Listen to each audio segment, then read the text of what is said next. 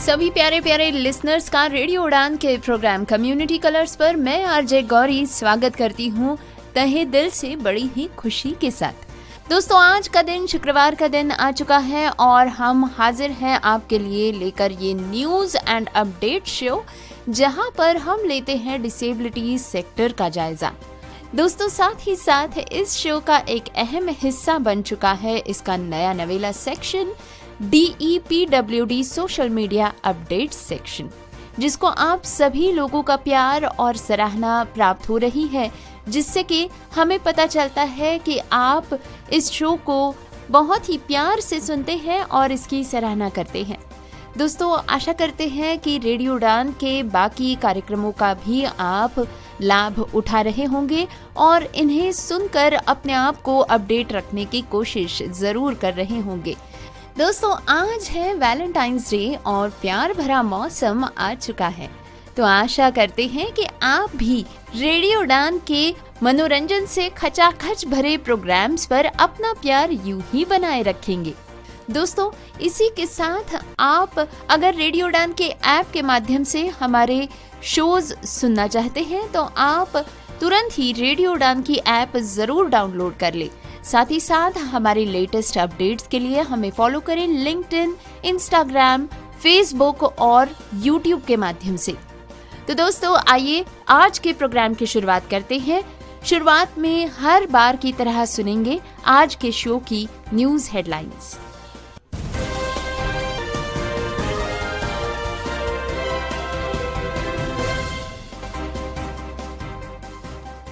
Mumbai high court ने आरक्षण के नियमों पर सुनाया फैसला, दिव्यांगों को नहीं मिलेगा SC/ST जैसे प्रयासों का अधिकार। महाराष्ट्र सरकार ने जिला वार्षिक योजनाओं में विकलांग व्यक्तियों के लिए कल्याण के लिए 1% निधि आवंटन के दिए निर्देश। गोवा की स्मार्ट सिटी बसेस ने भुला दिया दिव्यांगों, बुजुर्गों और महिलाओं को। समावेशी शिक्षा के लिए शिक्षकों को क्रॉस डिसेबिलिटी का प्रशिक्षण दिया जाएगा। बैंकिंग क्षेत्र में दिव्यांगों के साथ भेदभाव, दिव्यांग अधिकार संघ ने गोवा और महाराष्ट्र RBI के खिलाफ कार्रवाई की मांग। तमिलनाडु के उप मुख्यमंत्री उदयनिधि स्टालिन ने विकलांग व्यक्तियों के लिए दूसरा समुद्र तट मार्ग करवाया शुरू। हरियाणा को मात देकर हिमाचल प्रदेश ने जीता महिला हैंडबॉल प्रतियोगिता में गोल्ड। दिव्यांग खिलाड़ियों की जिंदगी से हो रहा खेल। सुनेंगे वैलेंटाइंस डे के मौके पर एक अनोखी प्रेम कहानी। प्रोग्राम कम्युनिटी कलर्स में अभी आपने सुनी आज के शो की हेडलाइंस। प्रोग्राम में अब समय हो चला है आगे बढ़ने का, तो बिना वक्त गवाए आइए सुनते हैं डिटेल्ड न्यूज बुलेटिन।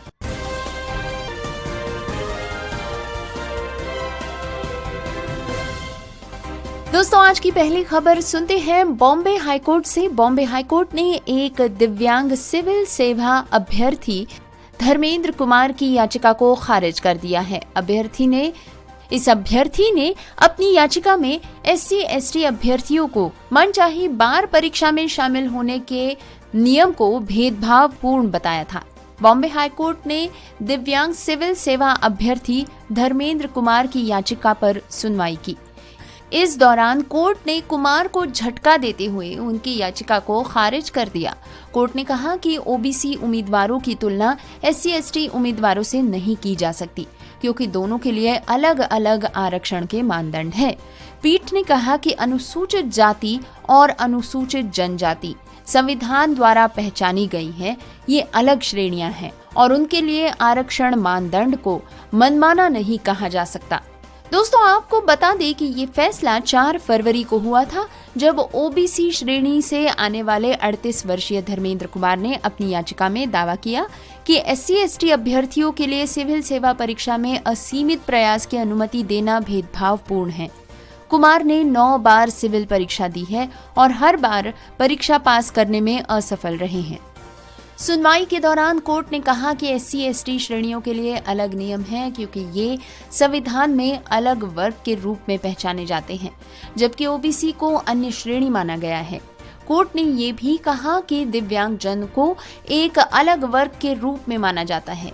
लेकिन इस श्रेणी में ओबीसी या SC/ST के उम्मीदवारों को समान लाभ नहीं मिल सकता। कोर्ट ने आरक्षण के रूपरेखा का जिक्र भी किया और ये स्पष्ट किया कि दिव्यांगजन एक अलग श्रेणी है और ये समांतर आरक्षण यानी हॉरिजॉन्टल रिजर्वेशन है, जो वर्गीय आरक्षण यानी वर्टिकल रिजर्वेशन जैसे ST, SC और OBC को प्रभावित नहीं कर सकता। दोस्तों, खबर सुनते हैं महाराष्ट्र सरकार से। महाराष्ट्र सरकार ने 1% निधि आवंटन का निर्देश दिया है जिला वार्षिक योजनाओं में दिव्यांग व्यक्तियों के कल्याण के लिए। दिव्यांग व्यक्तियों की महत्वपूर्ण आबादी को देखते हुए राज्य सरकार ने ये निर्देश दिए हैं कि जिला वार्षिक योजनाओं में उनके कल्याण और सशक्तिकरण के लिए 1% निधि आरक्षित की जानी चाहिए। उप मुख्यमंत्री अजीत पवार द्वारा वर्ष 2025-26 के लिए राज्य स्तरीय जिला वार्षिक योजना बैठक में इस आशय के निर्देश दिए गए। एक अधिकारी ने बताया कि दिव्यांग कल्याण विभाग ने प्रस्तावित योजना के लिए बिल ऑफ लेंडिंग प्राप्त करने से संबंधित गतिविधियां भी शुरू कर दी हैं। 2023 में राज्य मंत्रिमंडल ने केंद्र की तर्ज पर राज्य में दिव्यांग कर्मचारियों को पदोन्नति में 4% आरक्षण लागू करने के निर्णय को मंजूरी दी। अधिकारियों ने कहा कि मई 2022 में जारी केंद्र सरकार के आदेश के अनुसार राज्य में ग्रुप डी से ग्रुप ए के निचले स्तर तक दिव्यांग कर्मचारियों के लिए पदोन्नति आरक्षण लागू किया जाएगा।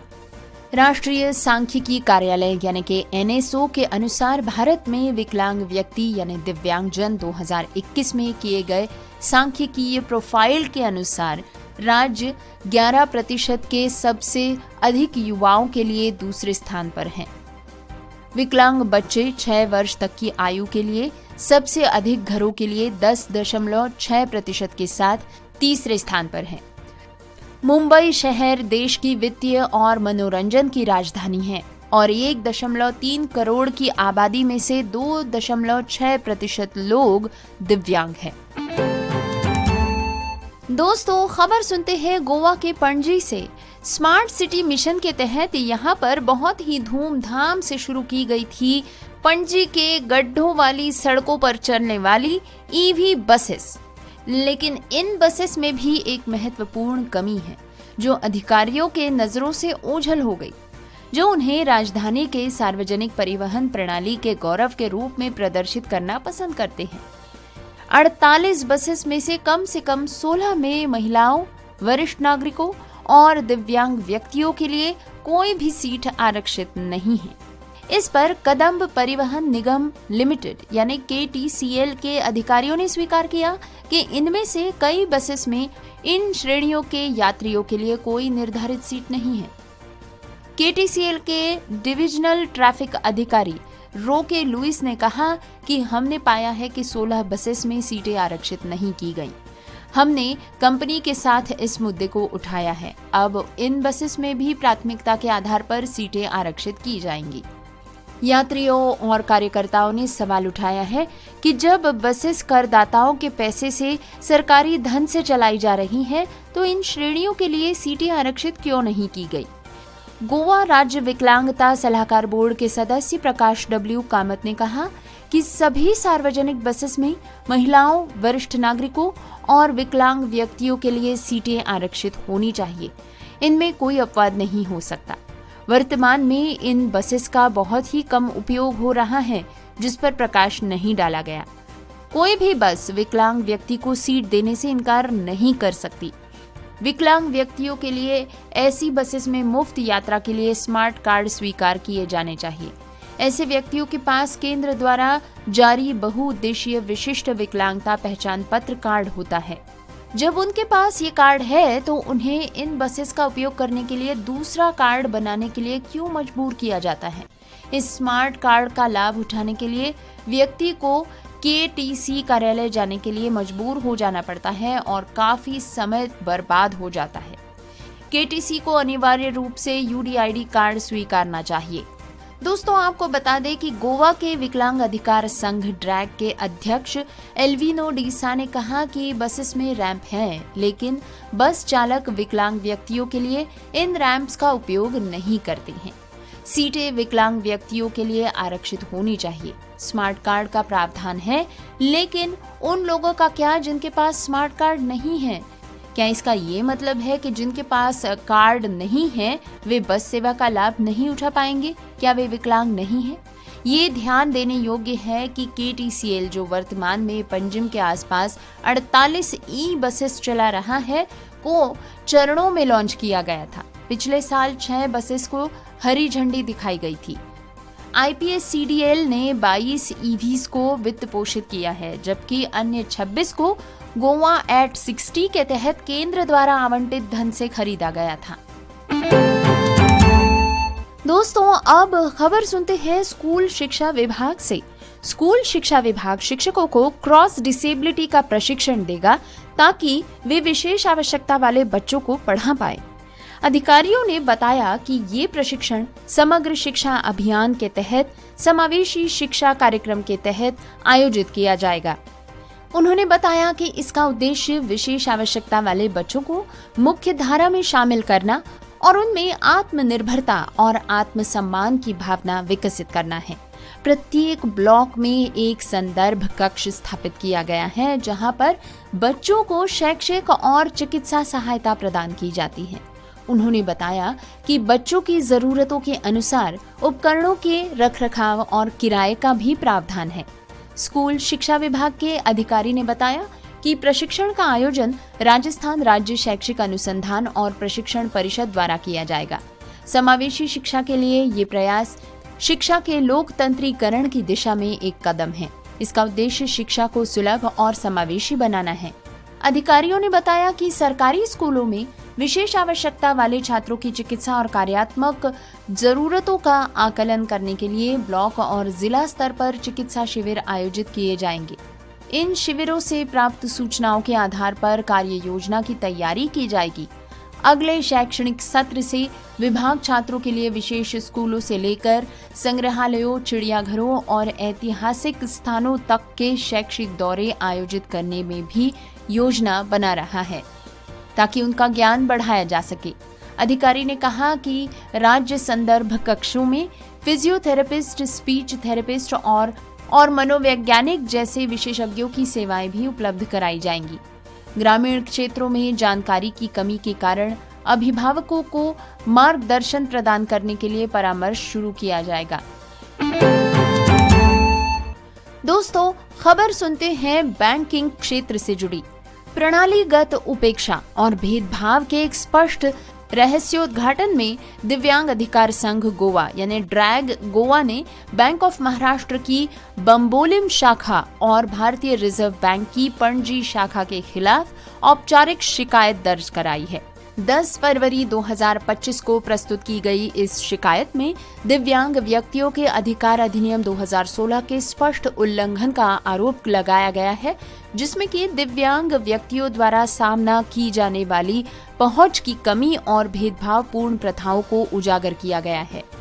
दिव्यांग अधिकार संघ गोवा, जो पिछले 21 वर्षों से दिव्यांग लोगों को मुख्यधारा में लाने के लिए समर्पित एक संगठन है, ने बैंक ऑफ महाराष्ट्र की बम्बोलिम शाखा में दुर्गम बुनियादी ढांचे को प्रकाश में लाया है। शिकायत के अनुसार शाखा का रैंप खतरनाक है और विकलांग व्यक्तियों के अधिकार अधिनियम 2016 की धारा 40 द्वारा निर्धारित मानकों का पालन नहीं करता है। ये गैर अनुपालन न केवल विकलांग व्यक्तियों के जीवन को खतरे में डालता है, बल्कि अधिनियम में निहित गैर भेदभाव और समान अवसर के सिद्धांतों का भी उल्लंघन करता है। शिकायत में बैंक द्वारा हाल ही में वरिष्ठ नागरिकों और विकलांग व्यक्तियों को डोर स्टेप सेवा देने वाले नोटिस की भी आलोचना की गई है, जिसे कि एसोसिएशन अपमान के रूप में देखता है। गोवा के विकलांग अधिकार संघ के अध्यक्ष एल्विनो डीसा ने कहा कि ये विकलांग व्यक्तियों का अपमान है, क्योंकि ये गैर भेदभाव और विकलांग व्यक्तियों के लिए समान अवसर के सिद्धांतों के खिलाफ है। एसोसिएशन ने आरपीडब्ल्यूडी अधिनियम 2016 की धारा 7 के तहत कार्यकारी मजिस्ट्रेट से अनुरोध किया कि वे पुलिस को बैंक ऑफ महाराष्ट्र की बम्बोलिम शाखा के प्रबंधक और बैंक ऑफ महाराष्ट्र के पंजिम के क्षेत्रीय प्रबंधक के खिलाफ अधिनियम धारा की 7 और 92 के तहत शिकायत दर्ज कराने का निर्देश दे। शिकायत में भारतीय रिजर्व बैंक के क्षेत्रीय निदेशक पंजिम को भी एक पक्ष के रूप में शामिल करने की मांग की गई है, क्योंकि पिछली अपीलों के बावजूद आरबीआई ने इस मामले पर कोई कार्रवाई नहीं की। ये मुद्दा भारत में पहुंच और समावेश की व्यापक समस्या को रेखांकित कर रहा है। विकलांग व्यक्तियों के अधिकार अधिनियम 2016 जैसे प्रगतिशील कानून और सुलभ भारत अभियान जैसी पहलों के बावजूद भी वित्तीय संस्थानों सहित कई सार्वजनिक स्थान विकलांग व्यक्तियों के लिए दुर्गम हैं। ये न केवल समाज में पूरी तरह से भाग लेने की उनकी क्षमता में बाधा डाल रहा है, बल्कि भेदभाव और असमानता को भी बढ़ावा दे रहा है। आर्थिक सर्वेक्षण 2023 ने इस बात पर प्रकाश डाला कि समाज के विभिन्न क्षेत्रों से विकलांग लोगों के बहिष्कार के कारण भारत को सालाना लगभग 4.5 लाख करोड़ रुपए का नुकसान हो रहा है। इस तरह के बहिष्कार के आर्थिक और सामाजिक प्रभाव पर जोर दिया गया है। दोस्तों, आपको बता दें कि अभी तक शिकायत के संबंध में बैंक ऑफ महाराष्ट्र या फिर भारतीय रिजर्व बैंक की ओर से कोई भी आधिकारिक प्रतिक्रिया नहीं प्राप्त हुई है। गोवा का विकलांग अधिकार संघ प्राधिकारियों की कार्रवाई का इंतजार कर रहा है तथा विकलांग अधिकार अधिनियम 2016 का अनुपालन सुनिश्चित करने के लिए आगे कानूनी और वकालत संबंधी उपाय करने के लिए तैयार है। दोस्तों, न्यूज बुलेटिन इसी तरह जारी रहेगा, लेकिन एक छोटे से ब्रेक के बाद।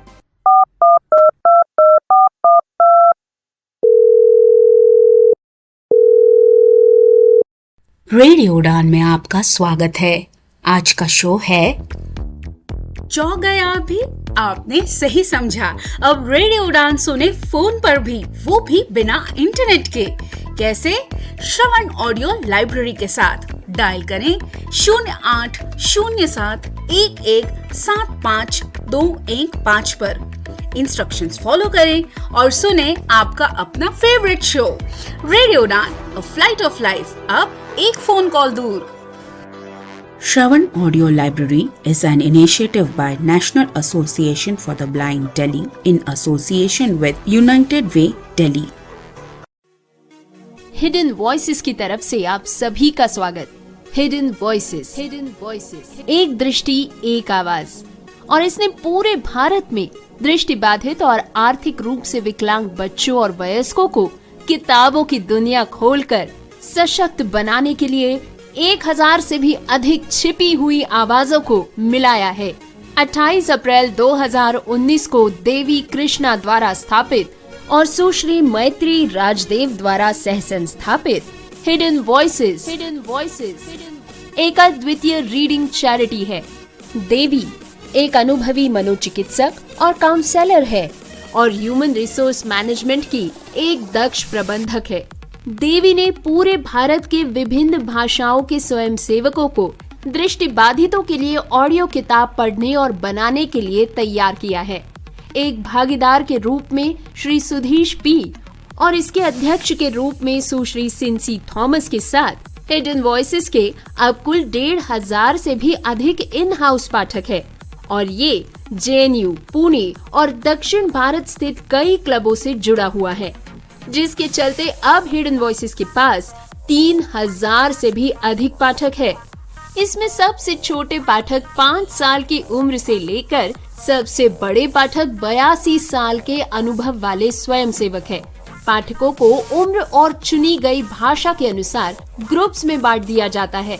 हिडन वॉइसेस के पास अब लगभग 20 भाषाओं में जानकारी पूर्ण और काल्पनिक दोनों ही तरह की पुस्तकों की एक सूची तैयार है।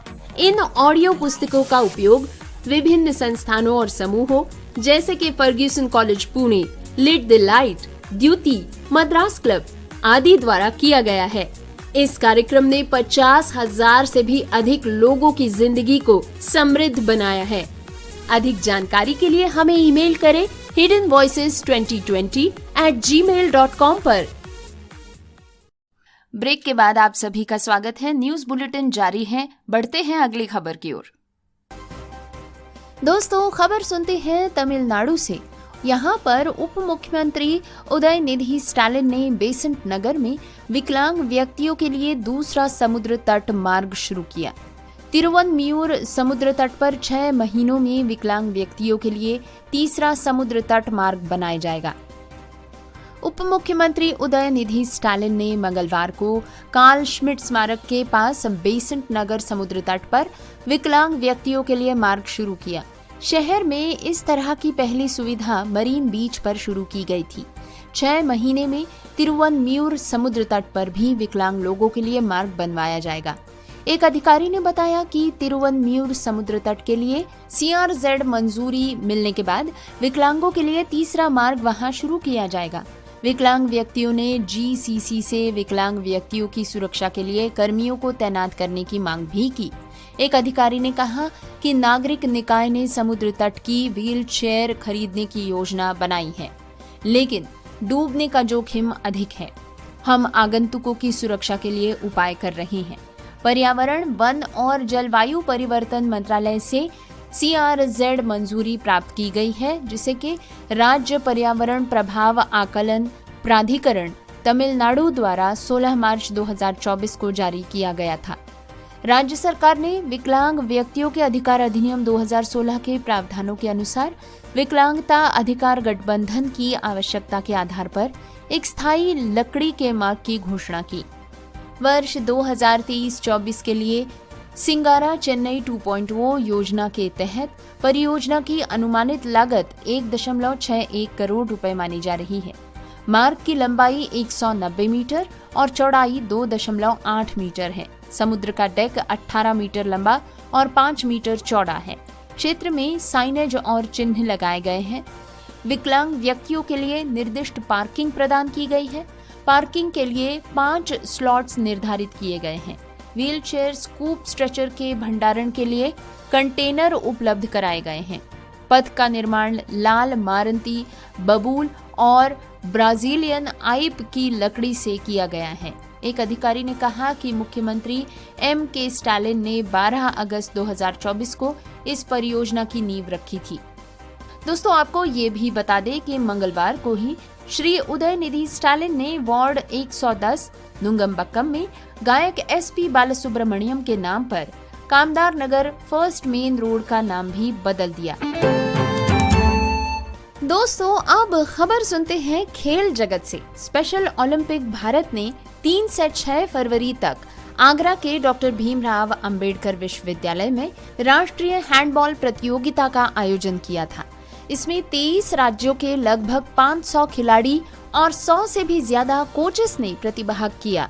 तकनीकी सहायता के लिए अमरोहा से NIS कोच पुरजीत सिंह का चयन किया गया था। स्पेशल ओलंपिक भारत की चेयरपर्सन डॉक्टर मल्लिका नड्डा ने प्रतियोगिता का शुभारंभ किया। पुरजीत सिंह ने तकनीकी सहायता के रूप में स्पेशल बच्चों की हैंडबॉल प्रतियोगिता करवाई। इन 38वें राष्ट्रीय खेल के महिला वर्ग की हैंडबॉल प्रतियोगिता में हिमाचल प्रदेश ने हरियाणा को मात देकर स्वर्ण पदक पर कब्जा कर लिया। वहीं हरियाणा टीम को रजत पदक से संतोष करना पड़ा, जबकि राजस्थान टीम ने दिल्ली को हराकर कांस्य पदक अपने नाम कर लिया। मंगलवार को मनोज सरकार स्पोर्ट्स स्टेडियम के शिवालिक हॉल में 38वें राष्ट्रीय खेल की महिला वर्ग हैंडबॉल प्रतियोगिता में राजस्थान और दिल्ली के बीच कांस्य पदक के लिए मुकाबला हुआ था। इस मुकाबले में दोनों टीमों के बीच कांटे की टक्कर हुई। पहले हाफ में राजस्थान टीम ने 14 गोल दागे और दिल्ली ने 12 गोल पूरे किए। दूसरे हाफ में राजस्थान ने 12 गोल और दिल्ली ने 11 गोल किए। 3 गोल अधिक कर राजस्थान ने 26-23 से मुकाबला जीतकर कांस्य पदक अपने नाम कर लिया। दोस्तों, इस प्रतियोगिता का फाइनल मैच हिमाचल और हरियाणा के बीच हुआ। दोनों ही टीम्स एक दूसरे के खिलाफ आक्रामक खेल का प्रदर्शन करती नजर आईं। पहले हाफ में हरियाणा ने 18 और हिमाचल प्रदेश ने 21 गोल किए। दूसरे हाफ में रोमांचक मुकाबला हुआ। इसमें हिमाचल प्रदेश ने 25 गोल दागे, हरियाणा 12 गोल कर पाई। 7 गोल अधिक कर हिमाचल प्रदेश ने मुकाबला अपने नाम कर लिया। इसी के साथ ही हिमाचल प्रदेश ने स्वर्ण पदक भी अपने नाम कर लिया। हरियाणा ने रजत हासिल कर लिया। दोस्तों, आपको बता दें कि 37वें राष्ट्रीय खेल में भी हिमाचल प्रदेश की महिला वर्ग टीम ने गोल्ड जीता है। लगातार दूसरी बार हिमाचल प्रदेश की टीम ने गोल्ड अपने नाम किया है। दोस्तों, खबर सुनते हैं चंडीगढ़ के एक दिव्यांग खिलाड़ी की। सेक्टर 24 के चेशायर होम से प्रशासन ने क्रिकेट व बैडमिंटन के पैरा नेशनल प्लेयर सहित 25 दिव्यांगों को बाहर कर उनकी जिंदगी से खेल कर दिया। यहाँ पिछले 18 साल से रह रहे दिव्यांगों के लिए बिना कोई वैकल्पिक व्यवस्था किए शनिवार को समाज कल्याण विभाग ने जबरन सामान निकालकर उन्हें बेघर कर दिया। 7 घंटे तक विवाद चलता रहा, लेकिन पुलिस बल के दम पर दिव्यांगों का सामान बाहर निकाल दिया गया। वर्ष 2007 से सेक्टर 24 के चेशायर होम में कई दिव्यांग रह रहे थे, जो गुजारा चलाने के लिए अलग अलग इलाकों में काम करते हैं। पहले इन होम्स को एक एनजीओ चलाती थी, लेकिन पिछले कुछ साल से इसे समाज कल्याण विभाग चला रहा था। विभाग ने पिछले साल जनवरी में भी इसको खाली कराने की कोशिश की थी। एसडीएम ने आदेश भी जारी कर दिए थे, लेकिन दिव्यांग अपने वकील के माध्यम से अदालत में चले गए थे, जहां पर उन्हें स्टे मिल गया था। शनिवार सुबह 9 बजे समाज कल्याण विभाग और प्रशासन के स्टेट ऑफिस और एनफोर्समेंट की टीम यहां पहुंची। उन्होंने बताया कि अदालत ने स्टे खत्म कर दिया है। एसडीएम ने दोबारा खाली करने के आदेश जारी किए। मौके पर डीएसपी और तहसीलदार भी पहुंचे थे। दोपहर 3:30 बजे तहसीलदार के निर्देश पर दिव्यांगों के सामान को सड़क किनारे रखवा दिया गया। दोस्तों, दरअसल ये चंडीगढ़ के नहीं, लेकिन पंजाब, हरियाणा और हिमाचल प्रदेश के निवासी थे। समाज कल्याण विभाग की तरफ से आधिकारिक बयान जारी किया गया है कि प्रक्रिया का पालन करते हुए चेशायर होम को अनधिकृत लोगों से खाली करवाया गया है। कुछ लोग यहाँ लंबे समय से रह रहे थे। उनमें से अधिकांश पंजाब, हरियाणा और हिमाचल प्रदेश के निवासी थे और अपना खुद का व्यवसाय चला रहे थे या निजी नौकरी कर रहे थे। दोस्तों, अब खबर सुनते हैं एक प्रेमी विकलांग जोड़े की। वैलेंटाइंस का वीक चल रहा है और इस समय कई लोगों की लव स्टोरी सामने आ रही है। जो युगल प्यार निभा जाते हैं, उनकी लव स्टोरी अमर हो जाती है। ऐसी ही एक लव स्टोरी है पटना के कंकड़बाग ऑटो स्टैंड के पास किराए के मकान में रहने वाले दिव्यांग जोड़े की। राजेंद्र और मंजू की ये कहानी किसी फिल्म की कहानी से कम नहीं है। दोस्तों, राजेंद्र और मंजू पटना में सड़क किनारे जमीन पर मंदिर में चढ़ चुके फूलों के कचरे से अगरबत्ती, धूप बत्ती और गुलाल तैयार करते हैं। राजेंद्र का 11 वर्ष की उम्र में एक हादसे में एक पैर कट गया था। ऐसे में वे एक पैर से दिव्यांग है। मंजू को 4 वर्ष की उम्र में दोनों ही पैरों में पोलियो हो गया था। वो दोनों पैरों से दिव्यांग है और बैसाखी के सहारे चलती है। लेकिन इस दंपति ने अपने यहाँ दर्जनों लोगों को रोजगार दिया है और हैरानी की बात यह है कि सभी काम करने वाले दिव्यांग ही हैं। कोई पैरों से दिव्यांग है, कोई हाथों से दिव्यांग है, तो कोई दृष्टि से दिव्यांग है। लेकिन हुनर ऐसा है कि अच्छे अच्छे लोग उनसे हुनर में मात खा जाए। इस दंपति को 2 बच्चे, एक पुत्र और एक पुत्री है, जो ईश्वर की कृपा से स्वस्थ है। दोस्तों, ये तो राजेंद्र और मंजू की वर्तमान स्थिति है। लेकिन मीडिया ने जब इस प्रेमी युगल से बात की तो पता चला कि राजेंद्र और मंजू के मिलने की कहानी किसी फिल्मी कहानी से कम नहीं। राजेंद्र बताते हैं, बचपन में एक हादसे में उनका पैर कट गया और उनके पिता की मृत्यु हो गई। घर वालों ने अपने पिता की मृत्यु के लिए उन्हें जिम्मेवार माना और अनाथाश्रम में डालकर चले गए। अनाथाश्रम में 3री कक्षा तक आगे की पढ़ाई चली। इसके बाद एक ट्रस्ट के अस्पताल से वे जुड़ गए, जहां पर काफी अच्छे लोग उन्हें मिले। वे लोगों को चाय पानी पहुंचाया करते थे। इन्हीं हालात ने उन्हें कई हुनर सिखा दिए। कंप्यूटर चलाना भी सिखा दिया। वे डेटा एंट्री करने लगे। इसके अलावा विभिन्न सामाजिक कार्यों से भी जुड़ गए। राजेंद्र ने बताया कि इसी सामाजिक कार्यों के क्रम में साल 2014 में जनवरी महीने की शुरुआत में उनका बिहार आना हुआ। इस समय वे दिव्यांगों के अधिकार के लिए काफी काम कर रहे थे और वे एक एक्टिविस्ट थे। पटना के गांधी मैदान में बिहार विकलांग अधिकार मंच के एक आंदोलन में शामिल हुए, जहां पर वे अतिथि के तौर पर थे। यहीं उनकी मुलाकात मंजू से हुई। मंजू जी तो पढ़ी लिखी थी, तो इसीलिए उन्हें संगठन की ओर से महत्वपूर्ण जिम्मेदारियां दी गई थी। वो संगठन की महिला मोर्चा के अध्यक्षा थी। उस समय उन लोगों के बीच इस बात की बहुत चर्चा होती थी कि कोई बड़े सामाजिक कार्यकर्ता राजेंद्र जी हैं जो आ रहे हैं। मंजू ने बताया कि इसके बाद पहले दिन का प्रयोग खत्म हुआ और सभी घर जाने लगे। वो अपनी एक दोस्त के साथ घर जाने के लिए गाड़ी का इंतजार कर रही थी। उनकी गाड़ी थी जो कुछ लोगों को छोड़ने गई थी और उन्हें रिसीव करने के लिए आ रही थी। इसी दौरान उनकी नजर राजेंद्र पर पड़ी जो अकेले सड़क पर खड़े थे। उन्होंने उनसे पूछा कि कैसे जाना होगा। इस पर राजेंद्र ने उन्हें पूछा कि आप कैसे जाएंगी। उन्होंने बताया कि उनकी गाड़ी आ रही है। इसके बाद मंजू जी ने राजेंद्र जी को लिफ्ट दी। गाड़ी में बातचीत शुरू हुई और इसी बातचीत के क्रम में राजेंद्र जी ने उनसे पूछ लिया कि आपको कोई लड़का पसंद है या नहीं, आपके लाइफ में कोई है। वो आश्चर्य में पड़ गई और उनका जवाब यही था कि नहीं, कोई नहीं है, और यही सच्चाई भी थी। और हैरानी की बात है कि इसी समय राजेंद्र जी ने उन्हें प्रपोज भी कर दिया। मंजू जी हैरान रह गई और उन्होंने कोई जवाब नहीं दिया। वो मुस्कुरा के रह गई और उन्हें लगा कि कोई पागल सन की है। वो नालंदा के हिल्सा की रहने वाली हैं। उनके घर में माता पिता के अलावा उनके 2 छोटे भाई भी थे। घर पर जाने पर अपने छोटे भाई को उन्होंने ये बात बताई कि एक लड़के ने उन्हें प्रपोज किया है। इस समय भाई ने कहा कि अब आप स्वयं से अपना निर्णय ले सकती हैं और आपका निर्णय पूरे परिवार का निर्णय होगा।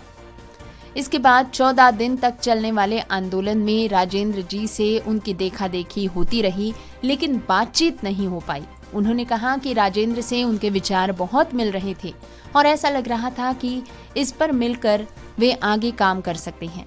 आंदोलन के चलने के क्रम में 13 दिन बाद एक दिन तय हुआ और वे लोग एकांत में मिले। इसके बाद बातचीत का सिलसिला शुरू हुआ और बात घर तक पहुंची। मंजू जी ने बताया कि 2014 के जनवरी में वो अपने भाइयों के साथ जयपुर गई और राजेंद्र के बारे में तहकीकात की। कितने लोग राजेंद्र को जानते थे, सभी ने राजेंद्र के बारे में पॉजिटिव बातें ही की।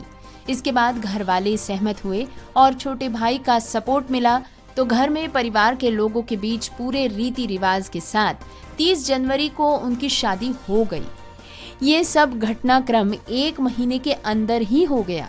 दोस्तों, आपको बता दें कि आज के समय में राजेंद्र और मंजू जी के व्यवसाय के लिए लगभग 300 के करीब क्लाइंट हैं जो हर महीने 1-2 किलो अगरबत्ती और धूप बत्ती की डिमांड करते हैं। पोस्ट ऑफिस के माध्यम से उन्हें अपने क्लाइंट्स को अगरबत्ती, धूप बत्ती और गुलाल प्रोवाइड कराने में मदद मिलती है। मंजू और राजेंद्र जी बताते हैं कि उन लोगों ने अपने फाउंडेशन का नाम रखा है T24 डिसेबिलिटी फाउंडेशन। वो चाहते हैं कि बिहार में उन्हें एक जमीन मिल जाए जहां वो अपनी कंपनी को खड़ी कर सके और अधिक से अधिक दिव्यांगों को रोजगार देने के साथ साथ बिहार को एक बड़ी इंडस्ट्री के रूप में उभार सके। वो अपनी इंडस्ट्री की इंटरनेशनल पहचान बनाना चाहते हैं। दोस्तों नमस्कार और प्यार भरा स्वागत आप सभी का फिर से एक बार इस प्रोग्राम कम्युनिटी कलर्स के नए सेक्शन में, जिसका नाम है department of empowerment of persons with disabilities MSJE की तरफ से सोशल मीडिया अपडेट्स। दोस्तों, सोशल मीडिया अपडेट्स के माध्यम से डिपार्टमेंट समय समय पर ऐसी जानकारी प्रसारित करते रहते हैं जिससे कि दिव्यांगजनों को सीधा लाभ मिल सके। इनमें शामिल होती हैं कई योजनाओं की जानकारी, कई कार्यक्रमों की जानकारी, मेले और संगठनों के बारे में जानकारी, छात्रवृत्तियों के बारे में जानकारी और साथ ही साथ हेल्पलाइंस के बारे में जानकारी। तो दोस्तों, आशा करते हैं कि इस जानकारी का पूरा लाभ आप उठा रहे होंगे और इस जानकारी को आप ऐसे लोगों के साथ जरूर शेयर करें जिन्हें इसका सीधा लाभ मिल सके। तो दोस्तों, आइए आज के इस सेक्शन की शुरुआत करते हुए पढ़ते हैं डिपार्टमेंट की तरफ से आ रही इस पोस्ट को।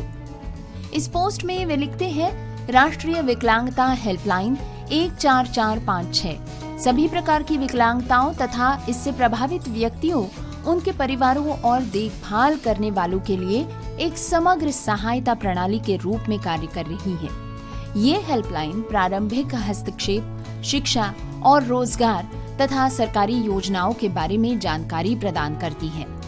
दोस्तों, राष्ट्रीय हेल्पलाइन नंबर 14456 यानी कि 14456 को आपने जरूर नोट कर लिया होगा। ये हेल्पलाइन सोमवार से शुक्रवार सुबह 9 बजे से शाम 5:30 बजे तक काम करती है। अगर आप डिपार्टमेंट के सोशल मीडिया पेजेस पर जाकर यानी कि इंस्टाग्राम हैंडल, ट्विटर हैंडल या फेसबुक या लिंक्डइन पर जाकर डिपार्टमेंट की इस पोस्ट को सर्च करते हैं तो आपको इसके साथ एक QR कोड भी मिलेगा, जिसके माध्यम से आप साइन लैंग्वेज के लिए स्कैनिंग कर सकते हैं। बढ़े चलते हैं डिपार्टमेंट की अगली पोस्ट की तरफ, जिसमें डिपार्टमेंट लिखते हैं राष्ट्रीय दृष्टि दिव्यांगजन सशक्तिकरण संस्थान। संयुक्त सचिव सामाजिक न्याय एवं अधिकारिता मंत्रालय, दिव्यांगजन सशक्तिकरण विभाग, भारत सरकार के निर्देशानुसार देश भर में सुगम्य यात्रा का आयोजन किया जा रहा है। दिव्यांगजनों के विकास एवं उत्थान तथा समाज में उनकी पहुंच के लिए जन जागरूकता बढ़ाने के उद्देश्य से 7 फरवरी 2025 से देश भर में ये यात्रा शुरू हो रही है। सुगम्य यात्रा के दौरान सरकारी भवन, नगर निकाय कार्यालय, कॉर्नर हॉल, पर्यटन स्थल, पुस्तकालय आदि सार्वजनिक स्थानों का भ्रमण किया जाएगा। इसी कार्यक्रम में 7 फरवरी को प्रातः 11 बजे जिला अधिकारी द्वारा राष्ट्रीय दृष्टि दिव्यांगजन सशक्तिकरण संस्थान एवं न्यायालय आयुक्त दिव्यांगजन उत्तराखंड के संयुक्त पर्यवेक्षण में देहरादून में इस यात्रा का शुभारंभ किया गया। ये सुगम्य यात्रा देश भर में जारी रहेगी तथा विभिन्न गतिविधियों के माध्यम से दिव्यांगजनों के कल्याण एवं उनके समग्र विकास के प्रति जागरूकता लाने में मदद करेगी। दिव्यांगजन एवं आमजन दोनों ही अपनी भागीदारी सुनिश्चित करके इस यात्रा के महत्वपूर्ण उद्देश्य को सफल बनाने में योगदान दे सकते हैं। दोस्तों, इस पोस्ट के साथ दिव्यांगजन सशक्तिकरण विभाग ने एक ग्राफिक के माध्यम से कुछ और जानकारी साझा करते हुए लिखा है, राष्ट्रीय दृष्टि दिव्यांगजन सशक्तिकरण संस्थान, दिव्यांगजन सशक्तिकरण विभाग, सामाजिक न्याय और अधिकारिता मंत्रालय, भारत सरकार सहयोग, न्यायालय आयुक्त दिव्यांगजन एवं जिला अधिकारी उत्तराखंड सरकार। दिव्यांगजनों के विकास तथा सुगम्य पहुंच हेतु जागरूकता लाए जाने के लिए सुगम्य यात्रा। दोस्तों, बढ़े चलते हैं अगली पोस्ट की तरफ, जिसके माध्यम से दिव्यांगजन सशक्तिकरण विभाग बताते हैं स्वास्थ्य बीमा योजना के बारे में। स्वास्थ्य बीमा योजना का लाभ प्राप्त करना और भी आसान हो गया है। 627 पंजीकृत संगठनों, राष्ट्रीय संस्थानों और राष्ट्रीय न्यास के एकीकृत क्षेत्रीय केंद्रों CRC के माध्यम से आवेदन आप कर सकते हैं या सीधे राष्ट्रीय न्यास वेबसाइट पर जाएं और UDID कार्ड नंबर के साथ अपना नामांकन पंजीकृत करें। दोस्तों, बात चल रही है निरामय स्वास्थ्य बीमा योजना की, जो कि विभाग के समस्त राष्ट्रीय संस्थानों, समेकित क्षेत्रीय केंद्रों के माध्यम से आवेदन स्वीकार कर रहे हैं। 627 पंजीकृत संगठनों के माध्यम से आवेदन स्वीकार किए जा रहे हैं। लाभार्थी या उनके परिजन व संरक्षक राष्ट्रीय न्यास की वेबसाइट पर UDID कार्ड नंबर से नामांकन करें। इसी के साथ बढ़ते हैं अगली पोस्ट की तरफ, जिसमें डिपार्टमेंट कहते हैं विश्व पुस्तक मेले में भारतीय सांकेतिक भाषा में पुस्तकों को सुलभ बनाने के लिए ISLRTC और NBT के बीच समझौता ज्ञापन पर हस्ताक्षर किए गए। DPWD MSJE के तहत भारतीय सांकेतिक भाषा अनुसंधान और प्रशिक्षण केंद्र ISLRTC और राष्ट्रीय पुस्तक न्यास NBT के बीच विश्व पुस्तक मेले में 2025 के दौरान NBT मंडप में एक समझौता ज्ञापन पर हस्ताक्षर किए गए। इस समझौता ज्ञापन का उद्देश्य भारतीय सांकेतिक भाषा यानी ISL के माध्यम से सुनने में अक्षम बच्चों के लिए 500 NBT स्टोरी बुक्स, सामान्य पठन सामग्री और अन्य आकर्षक पुस्तकों को सुलभ प्रारूपों में परिवर्तित करना है। इस MOU पर ISLRTC के निदेशक श्री कुमार राजू और NBT के निदेशक युवराज मलिक ने राजीव शर्मा, संयुक्त सचिव DPWD और NBT के अध्यक्ष प्रोफेसर मिलिंद सुधाकर मराठे की गरिमामयी उपस्थिति में हस्ताक्षर किए। दोस्तों, MOU पर हस्ताक्षर और आदान प्रदान सुलभ शिक्षा को बढ़ावा देने में एक महत्वपूर्ण मील का पत्थर है। इस कार्यक्रम से जुड़ी तमाम तस्वीरें, मान्यवरों की तस्वीरें भी इस पोस्ट के साथ साझा की गई हैं। बढ़े चलते हैं अगली पोस्ट की तरफ, जिसमें बड़े ही गर्व के साथ डिपार्टमेंट शेयर करते हैं 4th national wheel chair cricket championship के बारे में। 4थी राष्ट्रीय wheel chair cricket championship Gwalior में अटल बिहारी वाजपेयी दिव्यांग खेल प्रशिक्षण केंद्र में 5 से लेकर 15 फरवरी 2025 तक चली। इस महत्वपूर्ण आयोजन में 18 राज्य टीमें शामिल हुई, जिनमें के 250 से भी अधिक टॉप के व्हील चेयर क्रिकेट खिलाड़ी शामिल थे, जो टूर्नामेंट की अवधि के लिए केंद्र में रहते हैं। इस चैंपियनशिप का आयोजन DCCI के तत्वावधान में किया गया। दोस्तों, इस पोस्ट के माध्यम से चैंपियनशिप की तमाम तस्वीरें जो कि स्पोर्ट्समैनशिप से भरपूर नजर आती हैं, डिपार्टमेंट ने सभी सोशल मीडिया हैंडल्स पर शेयर की हैं। कुछ तस्वीरों में खिलाड़ी खेल में मग्न व्हील चेयर से बैटिंग करते हुए नजर आते हैं, तो कुछ इमेजेस में खिलाड़ी अपनी व्हील चेयर से एक राउंड में लगाकर अपनी स्ट्रैटेजी प्लान करते हुए टीम के लिए एफर्ट्स लेते नजर आते हैं।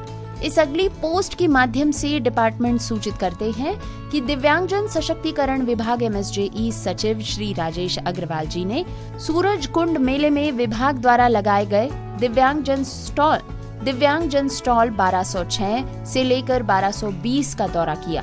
उन्होंने प्रतिभा और शिल्प कौशल के इस शानदार प्रदर्शन की सराहना की और समावेशिता और रचनात्मकता का जश्न मनाते हुए मंत्र मुग्ध कर देने वाले VR1 प्रदर्शन को देखा।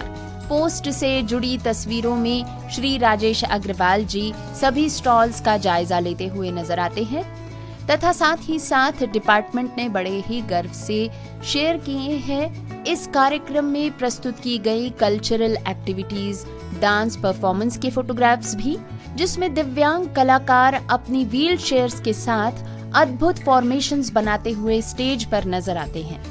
इन्हें देखकर मंत्र मुग्ध हुए मान्यवर और प्रेक्षकगण एक तस्वीर में साफ देखे जा सकते हैं।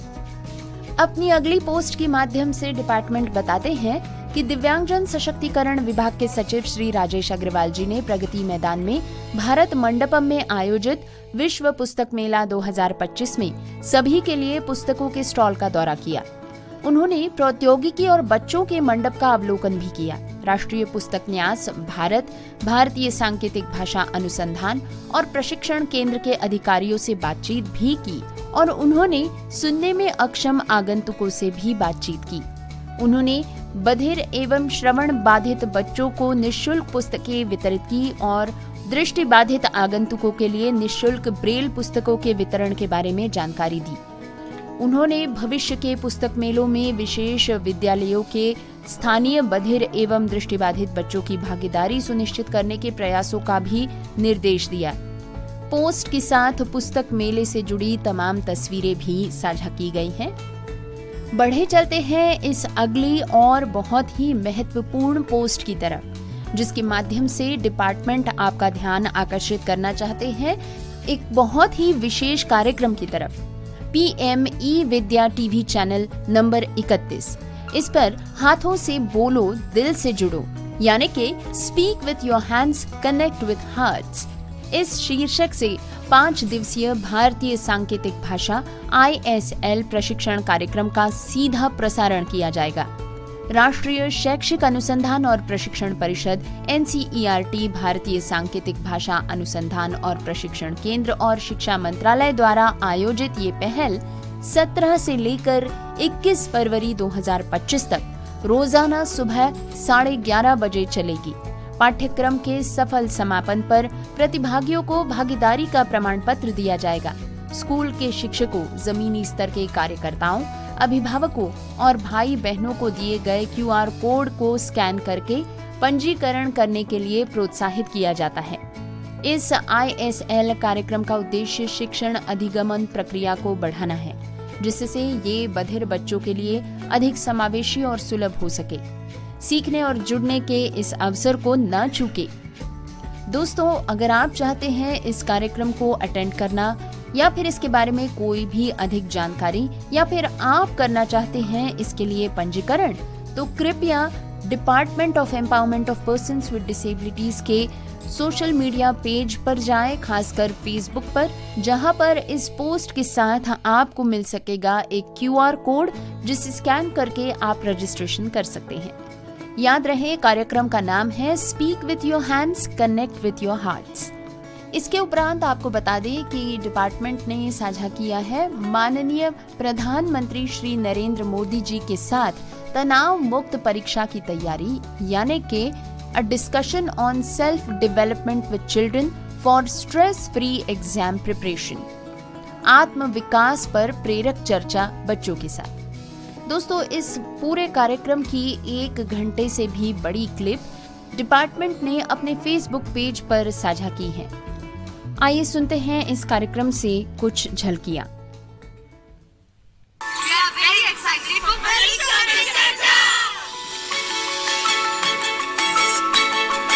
मेरे को तो आज का ऐसा लग रहा है मैं सपना देख रही हूँ।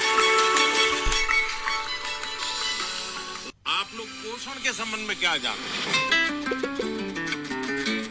जो अपने बॉडी के लिए सर जो भी मिनरल्स चाहिए सब उसकी बस रिक्वायरमेंट को अपन को नहीं, लेकिन अगर उसका ज्ञान ही नहीं तो क्या करेंगे? एक्चुअली इंडिया में मिलेट्स को प्रमोट करते हैं क्योंकि millets is filled with nutrition. Sir मेरा आपसे ये प्रश्न है, जैसे हमारा बोर्ड के एग्जाम 10th हो या 12th के बाद या फिर वो समय में पकड़ सकते हैं एक्स्ट्रा करिकुलर एक्टिविटीज, जैसे कि मुझे डांस करना पसंद है, राइटिंग करना, पेंटिंग करना, वो सब हमारे फैमिली मेंबर्स रेस्ट्रिक्शन लगा देते हैं क्योंकि वो नहीं चलेगा, या तो फिर बोर्ड के बाद भी ये नहीं कर सकते हो तुम, सिर्फ पढ़ाई पे मुझे याद है मैं अहमदाबाद में एक स्कूल वालों से मिला था। अब एक बच्चे को शायद वो उसके माँ बाप ने मुझे चिट्ठी लिखी थी कि मेरे बच्चे को स्कूल से निकाल रहे हैं। क्यों निकाल रहे हैं भाई? तो बोले वो ध्यान नहीं देता। मजा ये हुआ तो स्कूल में बाद में टिंकरिंग लैब शुरू हुआ, तो सबके लिए आश्चर्य था कि वो बच्चा ज्यादा समय टिंकरिंग लैब में टाइम लगाता। और रोबोट की एक कंपटीशन हुई, वो स्कूल वाले रोबोट में नंबर 1 ले आए। क्यों? बच्चे ने बनाया। यानी जो बच्चे को स्कूल से निकालने वाले थे वो रोबोट बनाने में नंबर 1 था। उसका मतलब उसके पास कोई विशेष ताकत है क्या? मेरा आपसे यह प्रश्न है कि आजकल के युवाओं स्टूडेंट्स लाइक अस सर, पढ़ते पढ़ते हम लोग डिप्रेशन और एंजाइटी में चले जाते हैं सर। Yes sir. हाँ, मेडिटेशन सिंपल अपनी भाषा में कहेंगे तो क्या कहेंगे? ध्यान केंद्रित। देखिए अभी ये फाउंटेन चल रहा है, पल भर के लिए उसकी आवाज सुनिए। कोई गीत आपको उसमें सुनाई देता है?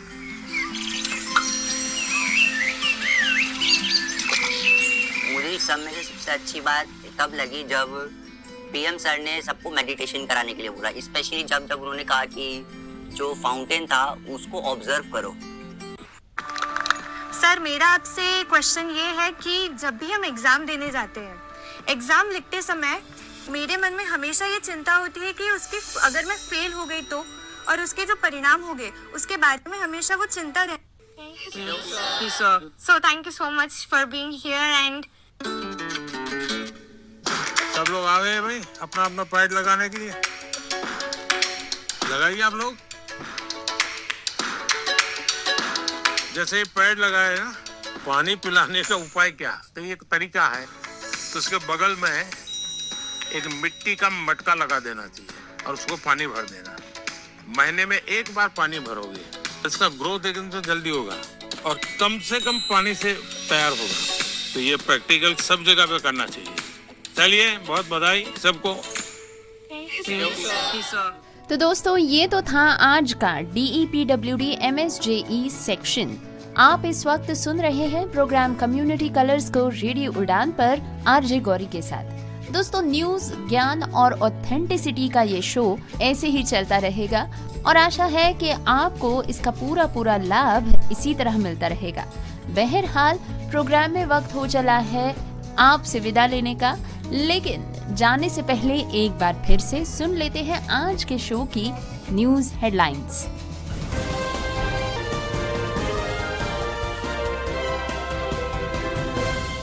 मुंबई हाईकोर्ट ने आरक्षण के नियमों पर सुनाया फैसला, दिव्यांगों को नहीं मिलेगा SC/ST जैसे प्रयासों का अधिकार। महाराष्ट्र सरकार ने जिला वार्षिक योजनाओं में विकलांग व्यक्तियों के लिए कल्याण के लिए 1% निधि आवंटन के दिए निर्देश। गोवा की स्मार्ट सिटी बसेस ने भुला दिया दिव्यांगों, बुजुर्गों और महिलाओं को। समावेशी शिक्षा के लिए शिक्षकों को क्रॉस डिसेबिलिटी का प्रशिक्षण दिया जाएगा। बैंकिंग क्षेत्र में दिव्यांगों के साथ भेदभाव। दिव्यांग अधिकार संघ ने गोवा और महाराष्ट्र आरबीआई के खिलाफ कार्रवाई की मांग। तमिलनाडु के उप मुख्यमंत्री उदयनिधि स्टालिन ने विकलांग व्यक्तियों के लिए दूसरा समुद्र तट मार्ग करवाया शुरू। हरियाणा को मात देकर हिमाचल प्रदेश ने जीता महिला हैंडबॉल प्रतियोगिता में गोल्ड। दिव्यांग खिलाड़ियों की जिंदगी से हो रहा खेल। सुनेंगे